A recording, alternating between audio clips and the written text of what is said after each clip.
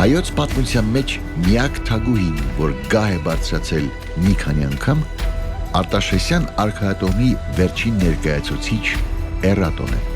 Տիգրան III դուստրը և Տիգրան IV քույրը։ Էրատոյի կենսագրությունից մենք քիչ տեղեկություններ ունենք։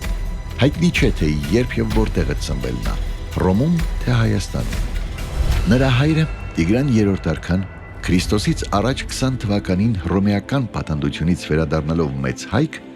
դարձավ մեծ հայքի թագավոր։ Նրա մահից հետո Քրիստոսից առաջ 8 թվականին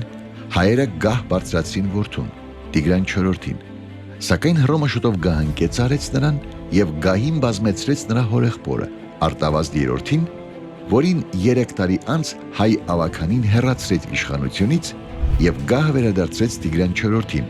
ով այս անգամ գահակալեց քրոջ Էրատոյի հետ, որպես գահակիցներ։ Հռոմեացի պատմիչ Տակիտոսը հաղորդում է, թե նրանք ամուսնացել էին միասին թագավորելու նպատակով։ Հին աշխարհում ազգամիջյան ամուսնությունների սովորություն կար, որպեսզի իշխանությունը արքայատոհմի սահմաններից դուրս չգա, դրա հավակնորդները պակաս են։ Սակայն Տակիտոսի հիշատակությունը ավելի շատ բնորոշում է թագավորի և նրա քրոջ համատեղ գահակալության հռոմեական միջավայրում ընկալվող մեկնաբանությունը, քան իրականությունը։ Հայ իրականության